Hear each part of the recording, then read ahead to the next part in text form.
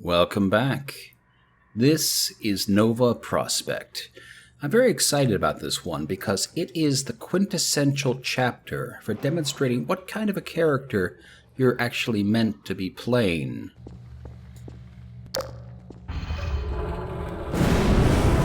Yep, no going back now. Our only way is forward. Into the thick of it. There's going to be a rather large elephant in the room, and I think that I'm just going to call it out right now. Nova Prospekt is a prison, but there aren't any prisoners here. Now you have to ask the question, where is everybody? If the cells are just falling apart and not being used for anything, then how are they keeping anyone here? And in what condition? Just kind of keep that in the back of your mind as we go through this.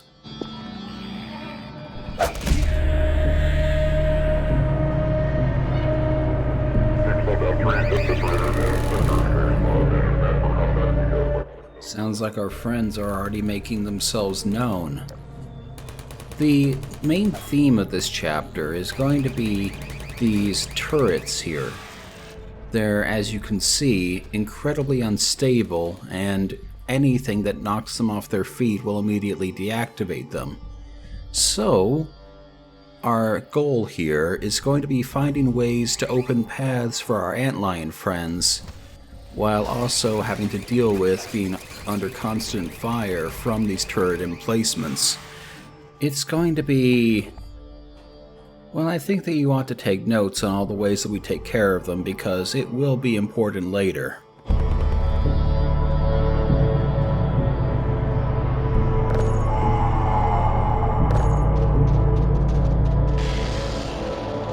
Well, hey there, old buddy.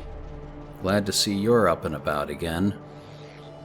The main thing that I'm trying to see here is, well, these are all sort of pre-scripted events. They're designed to only play out when the camera is focused on them because, well, this is going to be probably a bit of a shock, but this is not actually a real security camera.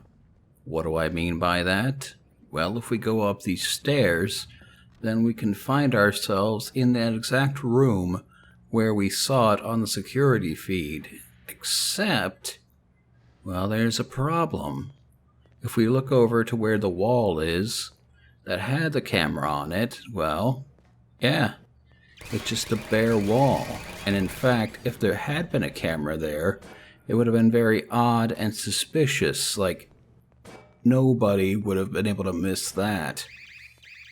But you know what? Since this episode is running a little bit short anyhow, why don't we screw around a little bit in Gmod and show me what I kind of mean. There's another peculiarity about these cameras that I think is worth showing off. If you don't know, Gmod is, well, it's basically a freeform sandbox mod that allows you to go through various source engine maps and just mess around with props and do various crazy things. In this case, using a camera tool in order to see things that you should not be able to see. This shocked even me, actually. So what I did was, I put a camera here, looking at the screen. So I go back, and I'm trying to see if I can see myself on the cameras, and whoops. Yeah, it's all an illusion. To be precise, it only shows the camera feed if you are nearby to see it. But supposing that the camera had actually worked like it was supposed to, it would probably look nothing like this, to be honest, because Gordon Freeman does not actually have a character model in the game. He's just a pair of arms. In Gmod, since it's a multiplayer game, you do actually have a character model, but yeah, not in Half-Life 2 itself. But that little segue aside, yeah, more evidence that the Combine should sort of let this whole place go to pot.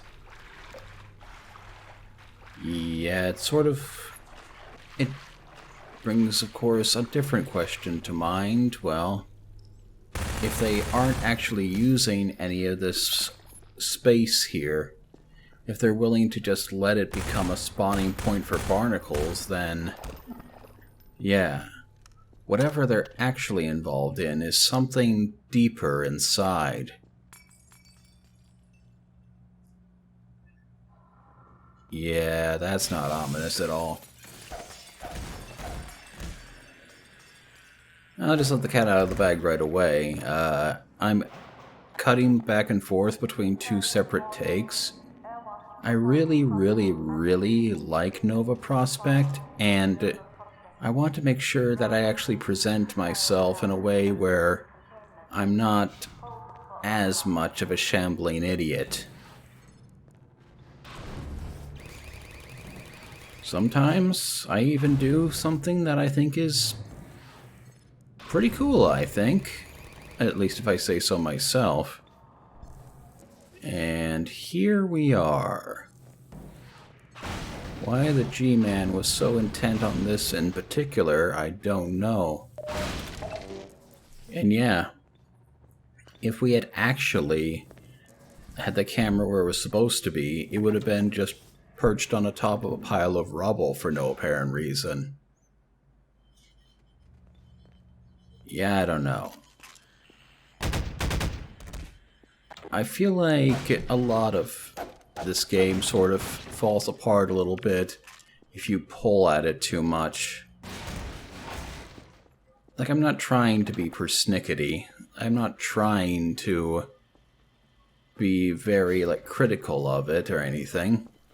As a matter of fact, I rather love it. This instance here.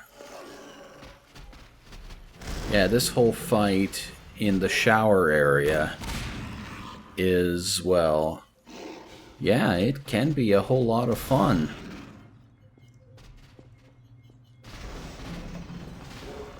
Just ducking around, trying to get away from this thing, and aha! Explosives are the outlying guard's Achilles heel. It's a guaranteed stagger, and as long as you can keep this thing staggered, it is really not a big deal.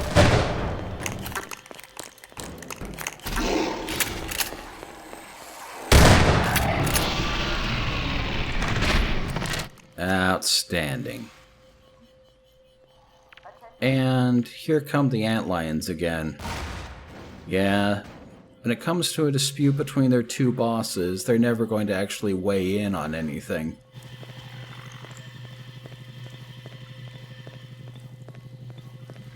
Yeah.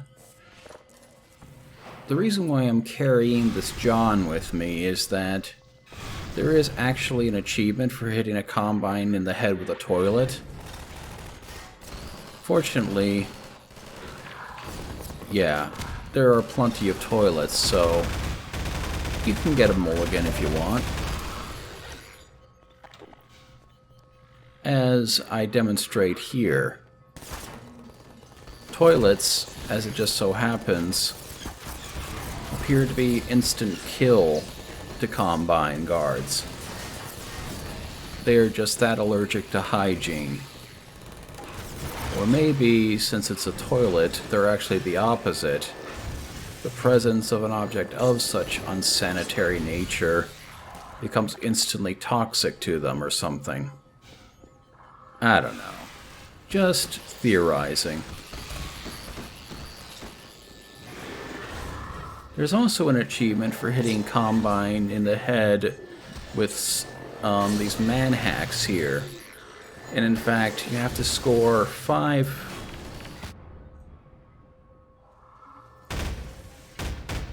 Let's pretend that didn't happen.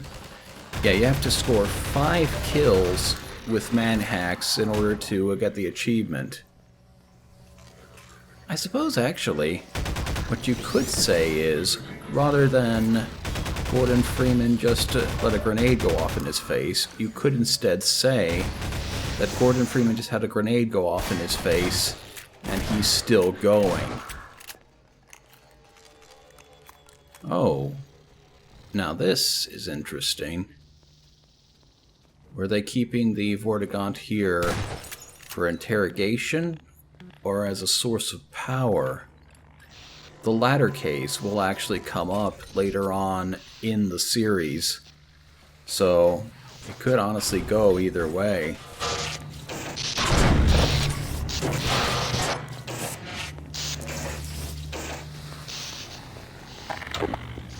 Oh, by the way, always check underneath the stairs. You might just find something that you weren't expecting. Not that I actually get a lot of use out of the Pulse Rifle's energy orb.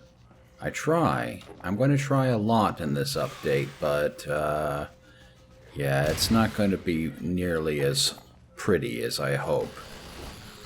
And, yeah, I'm not going to be heaping a lot of honor onto my good name with how I fight. But it's not actually about me. And that's sort of the main thesis of this chapter, that the real heroes are the antlions. And, yeah, they said it themselves. If Gordon Freeman had kicked down the front door and just tried to go in guns blazing, he would have been torn to shreds immediately.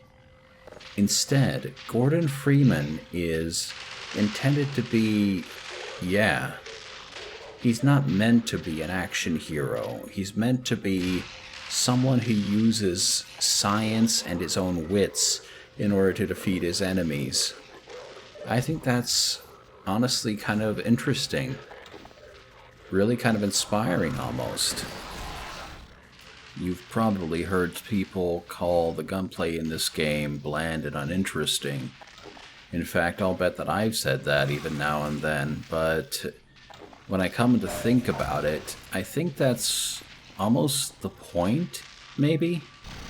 That you're supposed to be resourceful. You're supposed to be clever and pick your targets and fight from a defensive position, not be super aggressive. And I think that, in a way, the combat reflects that. Everything can just shred apart your armor in almost no time at all. And really a lot of the combat boils down to getting the drop on the enemies first and killing them before they can even react. And yeah, that sort of shows what type of person you're supposed to be. You're supposed to be a survivor, not some sort of gung-ho action man. And even now, in the act of sort of being a hero, Gordon is nonetheless still expected to just, use the tools at his disposal in order to get an unfair advantage, because if he's going toe-to-toe, he cannot survive. Let's talk about this fan, by the way. I guess there's not really much to say about it. You just need to jam it with something. And you have a number of tools with which to jam it. I'll admit that, despite having done this over and over in multiple takes, I still don't entirely trust it to work. Maybe I'm just being suspicious. Superstitious, you might say. And yes, I did just get hit in the head with a paint can. Well, I'll settle that. Although, there's something about the way that these guards fall over sometimes that gives me a certain level of unease. Like, I know that they're meant to be the enemy, but the fact that they do still fall over in a very human way makes it a little bit hard to just kind of separate them out into generic baddie, if that makes any sense. I don't know why it matters that they're human, but it sort of does, just in my head.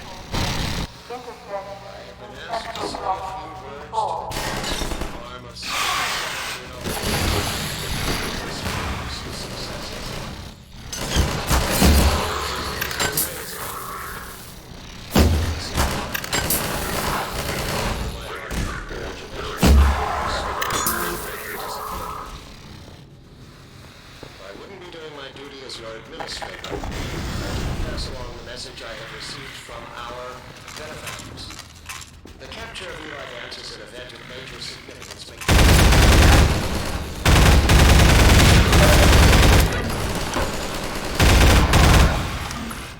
manner of his capture may prove to have unexpected benefits. It cannot have gone unnoticed by all resistance members that Dr. Vance's capture coincided with the act of giving shelter to Gordon Freeman. This might cause other resistance members to think twice before harboring Dr. Freeman. Even from some, how or turn over to our cause.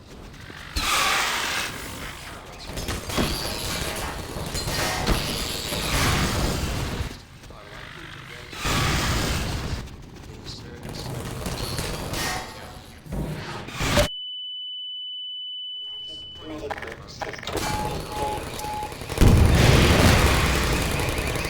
ground to closely command or second guess the dedicated forces of the Overwatch.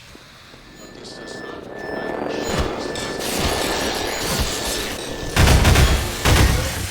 on their part. Question about these shortcomings, and no one has put the question. Forces for time.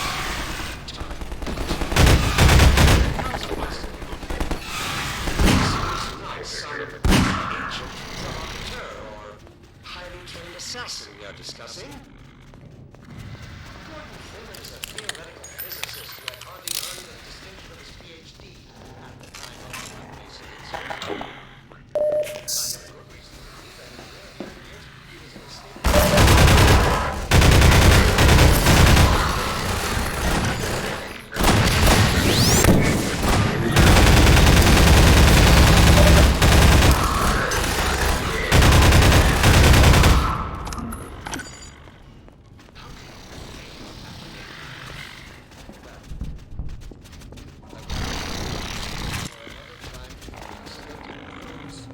Attention ground unit. Mission failure will result in permanent off-road assignment. Code reminder. Sacrifice. Coagulation. Snap. Overwatch. They will have to earn the privilege. I'm sure you'll have to agree that the alternative.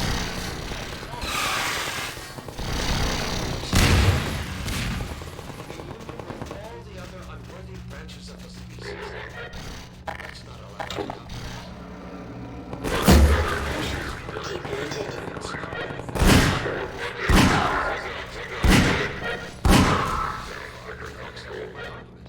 But without concrete evidence to back it up, my words sound even to me. Burden of proof is on you, as is the consequence of. I'll just leave it at that. Quite the motivational speaker, eh? There are a number of things to actually unpack about all that.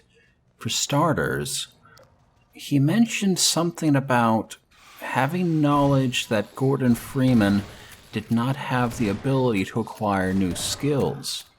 Now, how would he know that unless somebody, or maybe he himself, had learned about what was going on with Gordon and the G-Man?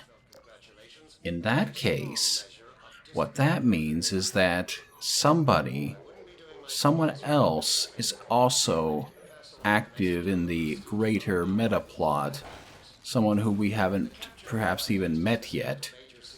Or maybe it's just those weird thingies we saw Breen talking to briefly right at the start of the game. I'm sure we'll get a better idea of what those are later on.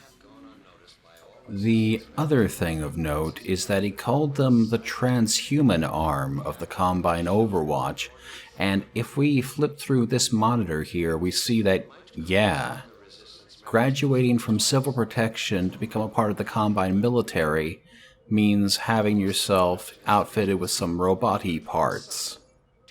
And whatever that thing is on the first screen is perhaps also an indication of what's happening here at Nova Prospekt. That it's not actually a prison, but some kind of laboratory, some kind of factory for turning humans into cyborgs. And now think about this.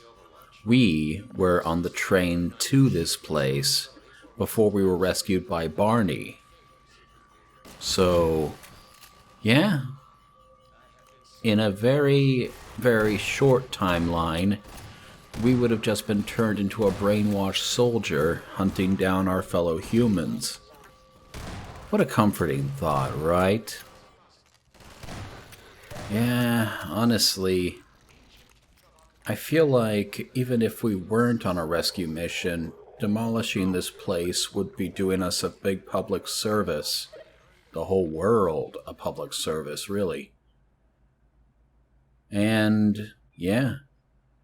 It feels like even before we sabotaged their exterior defenses, this place was sort of on the way to ruin anyhow. It's just that, well, our interference ended up speeding the process along. Maybe they would have been able to hold out and form a defensive perimeter and keep the outliers at bay. But I don't know. It's hard to say. In many ways, Gordon Freeman feels sort of like an intruder upon a war that is reaching its end with or without him. Although I guess it doesn't hurt that, yeah, he's here making a mess of things. Also, physics is killing those antlions by just dropping beds on them. That's hilarious.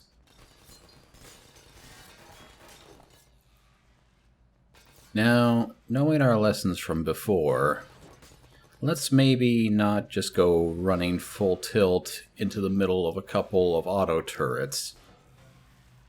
After all, the gravity gun is a weapon both for offense and for strategic repositioning, you might say. Honestly, it's actually like multi-purpose in a number of ways. Unlike all the other guns, which, you know, as I said, are more or less bog standard, this one is a contender for, like, 90s video games in terms of just the kind of wacky shenanigans you can get up to with them. Yeah, it used to be games had all kinds of, like, odd things. Like, you had, like, shrink rays, freeze rays, energy guns firing, like, projectiles or, like, big old super weapons that could clear an entire room. This sort of game was marking a turning point where things were starting to get a little bit more, I guess you could say, grounded in terms of how games were being played. Like, Call of Duty Modern Warfare would be coming out just a few years later, and basically everybody would be like, okay, realistic guns are in. All realism all the time. The fact that there is still a small deal of fantastic qualities in this arsenal is really saying a lot, considering, yeah, the overall trend of the time. Though I don't know. Like, you also still had games like Prey, which is basically nothing but weird guns, so yeah, the wackiness of the 90s had still not entirely died by now.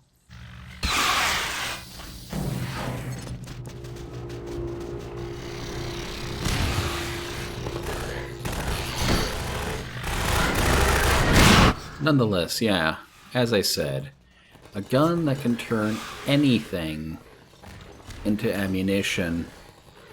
Well, I mean, that premise has been expanded upon in later games like Fallout 3, for instance, would introduce the junk jet, a gun where basically you could just load any prop in it and it would just launch it out at ridiculous speeds. And of course, I already mentioned the fact that a whole bunch of games were experimenting with giving your character telekinesis.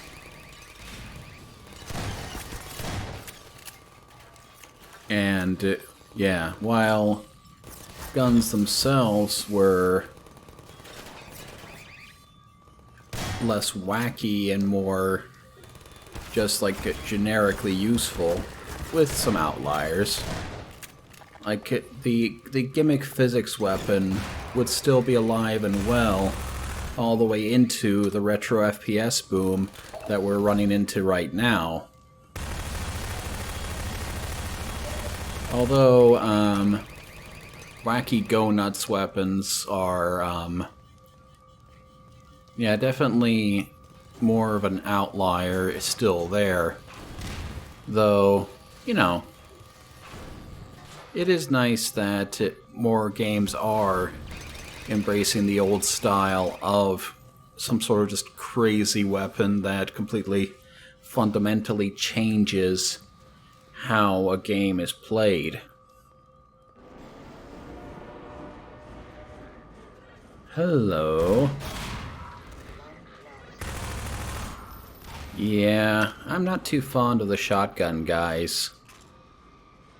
They're, well, they're actually a product of the next episode, but they were ported back into Half-Life 2 as sort of an extra challenge, I guess. And yeah, they definitely meet that criteria. Anyway, time for one last Antlion Guard battle. With a twist, this time you have help. Yeah, the guards will completely ignore you in favor of taking care of the more deadly foe. And you can hardly blame them, although, yeah, I don't particularly play by those rules. And that's it. That's basically the last hurrah of the Antlions for now. We're going to be going deeper into this facility, and we're going to have to do so on our own. I'll see you then.